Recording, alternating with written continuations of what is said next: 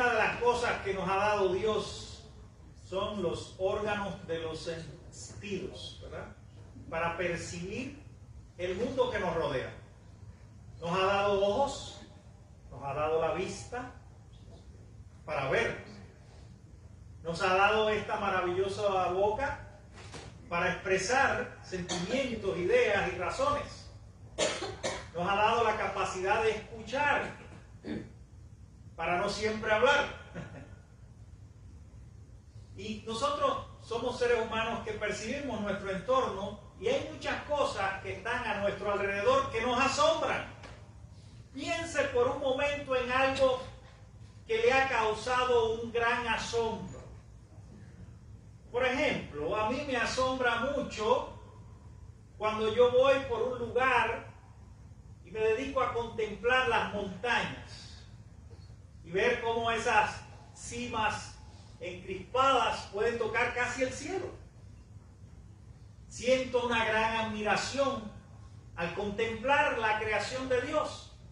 Las playas, hay un lugar que me encanta a mí, que es uno de los más favoritos que tengo, que es South Point. Más allá de las personas y de lo que sucede allí, me gusta ese ambiente porque suceden cosas únicas. Por ejemplo, por la tarde ahí pasan los grandes cruceros. Y a mí me impresiona mucho ver todas las personas diciéndonos adiós en esos grandes monstruos. Son edificios flotantes que se despiden de la bahía de Miami y que enfrentan el rumbo hacia Bahamas, México y otros lugares. A mí me causa una profunda admiración sentarme allí en el muro del malecón de Jibara y contemplar sus olas. ¿A usted no? Jibareño ausente. Como llamaban antes, jibareño ausente, porque parece ausente. A mí me causa una maravillosa impresión ver cómo los niños juegan y ríen. Hay cosas que nos conmueven. La salida del sol, el amanecer, la puesta del sol. Yo tenía un amigo que le encantaba y una vez fuimos de excursión y se levantaba tempranito para coger la salida del sol en la bahía de Puerto Padre. Yo no sé si lo logró, pero todas las mañanas me despertaba. Estábamos en una cabaña, un grupo de amigos hace muchos años, y él era aficionado a la fotografía. Y Dan Gómez se llama. Le mando un saludo desde él.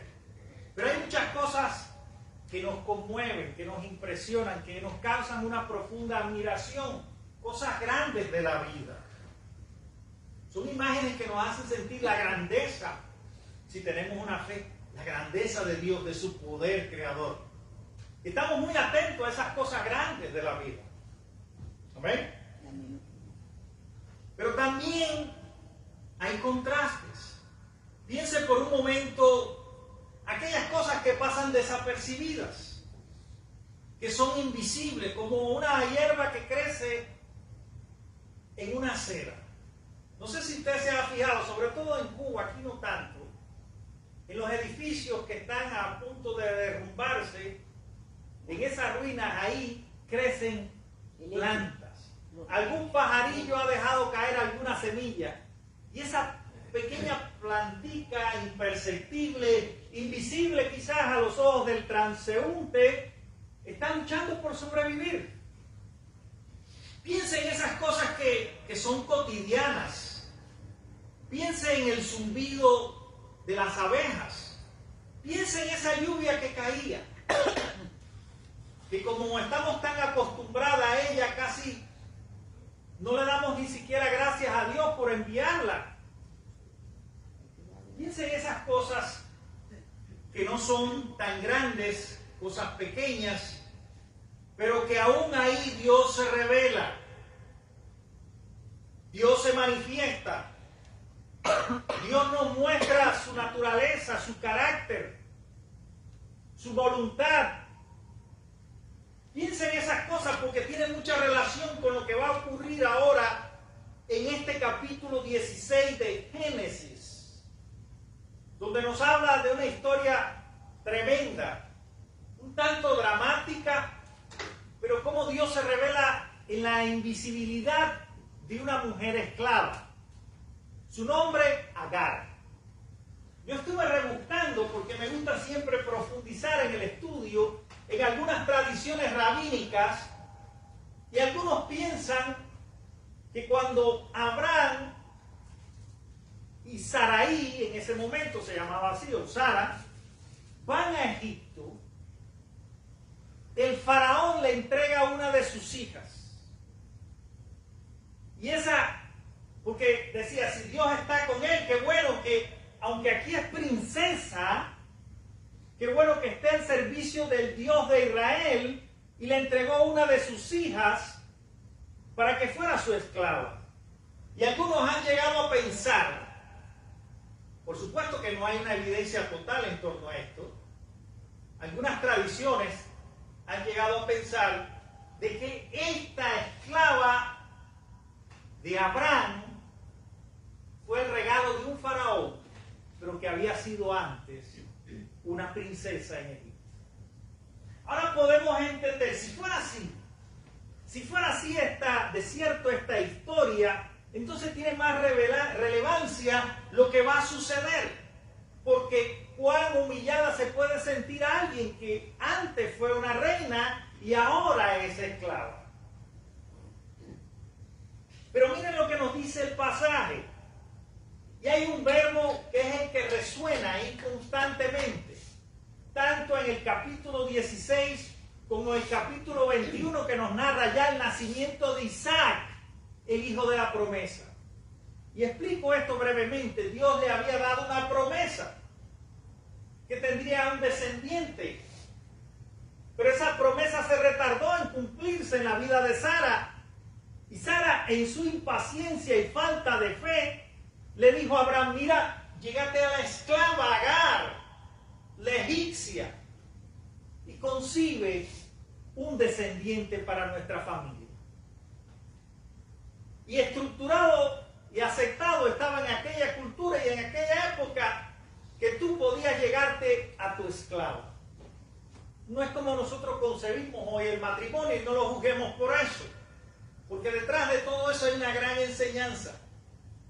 Entonces, lo que resalta aquí constantemente son dos verbos que implican acciones de Dios, porque Dios no solo que está contemplando las situaciones que vivimos en la vida. Hay dos verbos muy importantes, y es el verbo ver y es el verbo oír. El verbo ver, que puede también ser entendido como mirar. Dios ve. Mira lo primero que nos dice el pasaje en el capítulo 16. Entonces dice Sarai a Abraham, ya ves que Jehová me ha hecho estéril, te ruego pues que te llegues a mi sierva, quizá tendrá hijos de ella. Y atendió Abraham al ruego de Sarai. Abraham hace un papel aquí del padre bonachón, que todo lo que le dice la esposa lo acoge. No replica. Todo lo que dice Sara, Abraham lo aplica. Luego le dice algo más duro y le dice, cuando eso se torna conflictivo, porque ahí empezó el conflicto entre dos mujeres. Si en un matrimonio y una mujer hay conflicto, imagínense un esposo con dos mujeres. Todos sabemos lo que genera eso, no hay que explicarlo. Y parece que en aquella cultura, a pesar de que la ley, según tu condición económica, te permitía tener muchas mujeres, si eras capaz de mantenerlo, incluso creo que en muchos países árabes hoy en día se manifiesta así. Pero volvamos al énfasis en el ver. Y dice, y él se llegó a Agar, refiriéndose a Abraham, la cual concibió, y cuando vio que había concebido, miraba con desprecio a su señora. Órganos de los sentidos. Por aquí entra mucha información, más que el escuchar. Por aquí entra mucho. Por eso hay una frase que dice que una imagen vale más que 1000 palabras. Por eso cuando dábamos en la clase les puse un video, porque era mucho mejor como medio de enseñanza para captar lo que quería que ustedes entendieran. Entonces, el ver de los unos a los otros, cómo nos ve Dios, cómo nos ve la gente, cómo nosotros vemos a nuestros hermanos, a nuestros amigos, a los que piensan diferente, a los que no actúan como nosotros, cómo los judíos ven a los árabes y cómo los árabes ven a los judíos. Detrás de estas historias familiares hay dos naciones que representan Isaac e Ismael. Entonces esto es algo bien profundo y tiene unas implicaciones muy grandes en la historia de la humanidad. Pero es importante entender cómo nos vemos unos a otros y entender cómo nos ve Dios. Porque quizás nosotros estamos atrapados en estos conceptos fariseicos y legalistas de ver al otro como el pecador, como el culpable, como el malo de la película. Todo lo contrario de lo que el cuaquerismo nos enseña. Porque ¿qué nos dice el cuaquerismo? En Juan 1:9, ¿se acuerdan? Y aquella luz verdadera que alumbra a todo hombre venía a este mundo. O sea, hay algo, hay una chispa divina, hay algo bueno de Dios. Y eso determina la manera en que vemos y valoramos e identificamos a esa persona y la juzgamos por lo que es una criatura de Dios. Entonces, el ver al otro como inferior o el no verlo. ¿Cuántas veces en la vida nos hemos sentido que no tenemos voz? ¿Cuántas veces en la familia hay algún miembro anciano ya o mujer o quizás un hombre también que se siente invisible, que no reconocido, no identificado, no valorado? Detrás de esta historia están sucediendo cosas y hay una enseñanza muy hermosa que nos quiere dar Dios en esta mañana. Y respondió Abraham a Sara: y he aquí tu sierva está en tu mano, haz con ella lo que bien te parezca. Y como Sarai la afligía, ella huyó de su presencia. Miren, cuando nosotros pensamos que Dios no nos ve, porque el ver de Dios no es solo una mirada física, es una mirada del corazón, es una mirada de lo que estamos sintiendo, de lo que estamos padeciendo. El ver de Dios es profundo. Es la manera de que Dios tiene de comprender al ser humano, de llegarse a él. Porque Dios reconoce el problema, la situación que viva, pero no se queda de brazos cruzados contemplando tu desgracia, tu miseria humana, la falta de hablar y de hacerte pública en tus necesidades y en tus problemas. Dios actúa. Y lo hace basado en su misericordia y en su amor, porque Dios no nos ve como el pecador sin solución. Cuando Jesús siempre se acercaba a las personas, sí, que le hablaba de sus problemas, pero siempre las veía con un potencial, con una chispa divina que le permitía volverse a Dios constantemente a pesar de sus caídas, a pesar de haber fallado.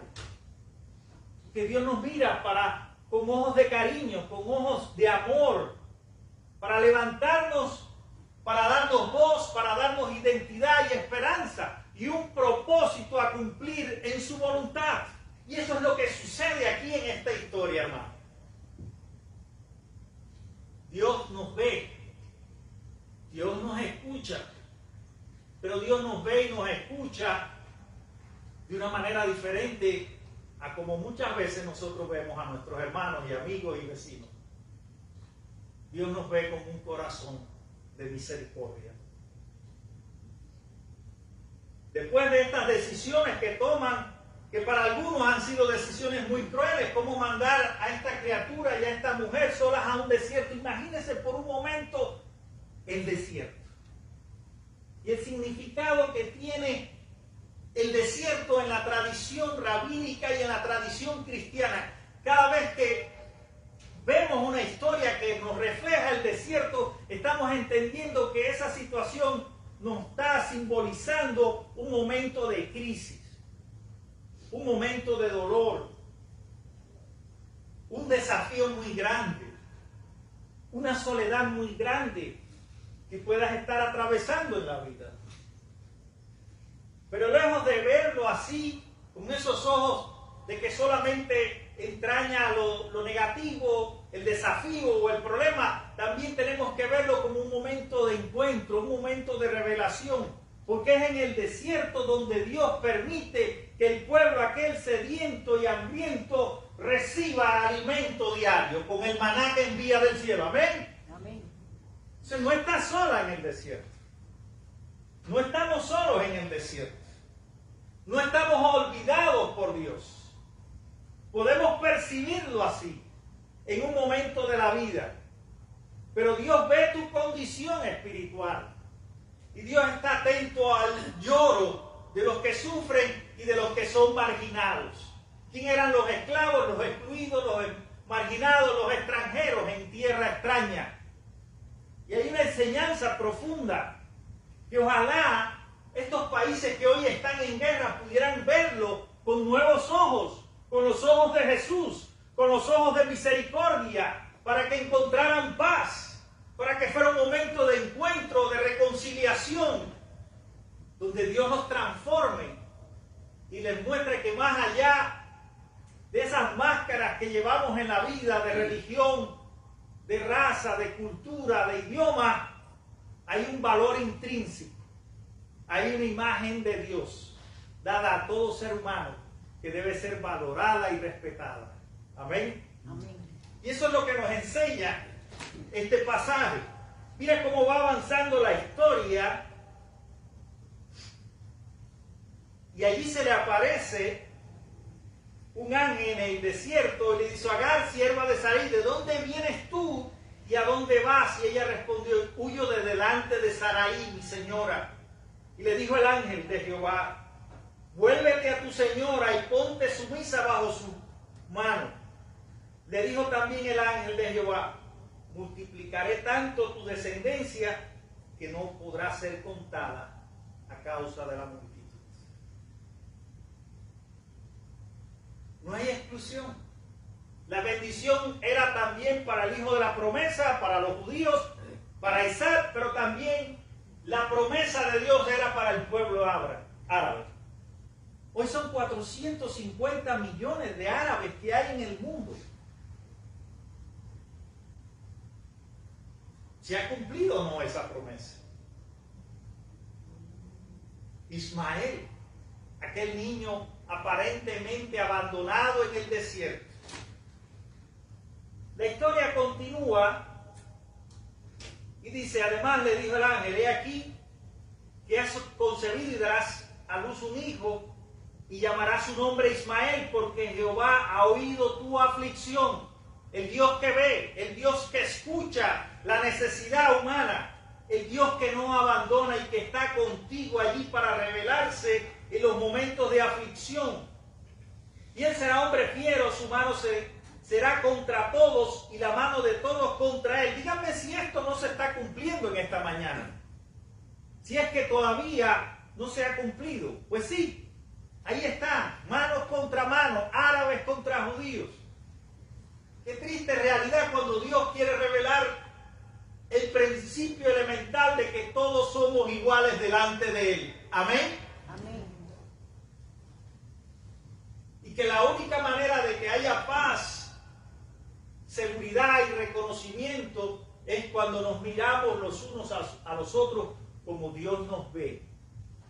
Cuando nos escuchamos los unos a los otros como Dios nos escucha. Sigue el texto y dice más adelante: entonces llamó el nombre de Jehová que con ella hablaba. Es tremendo lo que está sucediendo aquí. No sé si usted lo ve, hermano. Es la primera mujer no judía que nombra a Dios. Agar le está dando un nombre a Dios basado en su experiencia. Nosotros tenemos muchas imágenes de Dios. Tenemos muchas ideas de quién es Dios de acuerdo a lo que hace en nuestra vida. Dios es el Salvador. Dios es el libertador porque sacó al pueblo de Egipto. Dios es todopoderoso, Elohim. el Shaddai, nombres de Dios que hablan de su acción en la historia humana, de cómo intervienen para salvar y bendecir a su pueblo, para cambiar la historia y hacerlo para bien. Dice, tú eres el Dios que ve, porque dijo, ¿no he visto también aquí al que me ve? Por lo cual llamó el pozo, pozo del viviente que me ve. Y he aquí está en Cades y Beret. Y Agar dio a luz un hijo a Abraham, y llamó a Abraham el nombre del hijo que le dio, Ismael. Y era Abraham edad de 86 años, cuando Agar dio a luz a Ismael. La historia sigue en el capítulo 21 y luego son lanzados al desierto nuevamente, cansados de estos conflictos familiares, y allí en un momento Agar, ya con su hijo, dice que es un muchacho, probablemente no existía en aquel entonces lo que nosotros conocemos como adolescencia, no existía, o eras niño o eras adulto. Eso fue creado después en la sociología y la psicología moderna. Probablemente era un joven y están en el desierto y están allí abandonados. Interesante porque delante de ellos tienen un pozo de agua y no lo ven. Como a veces nosotros tenemos la salida al problema y no lo vemos. Como a veces tenemos el recurso de Dios para salir adelante y superarnos en la vida y cruzar el desierto de las crisis y los problemas y no lo vemos. Porque no estamos viendo a Dios con fe. Porque no estamos experimentando ese Dios que se revela en medio de las situaciones y los momentos más oscuros de la vida. Y esa era la situación que vivían. Y ella había tomado una decisión drástica, había puesto el hijo debajo de un arbusto para allí verlo morir. Pero en el momento donde todo parecía perdido, el niño lloró. El muchacho lloró. Y el clamor de ese niño fue escuchado por Dios.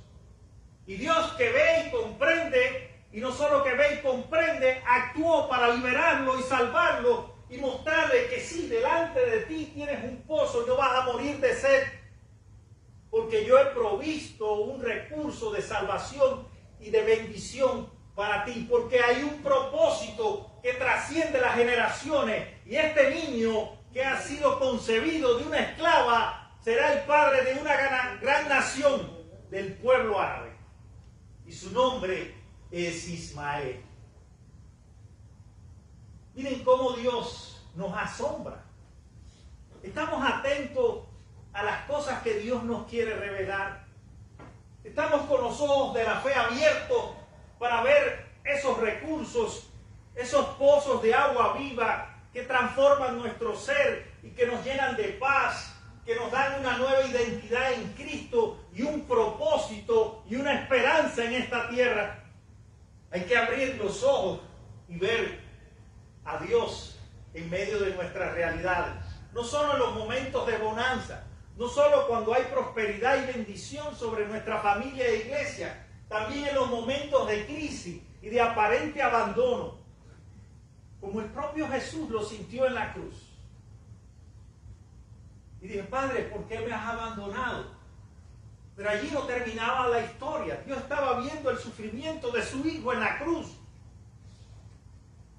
Y tenía un plan mayor. Y hubo un tercer día de resurrección y de vida y de esperanza. Amén.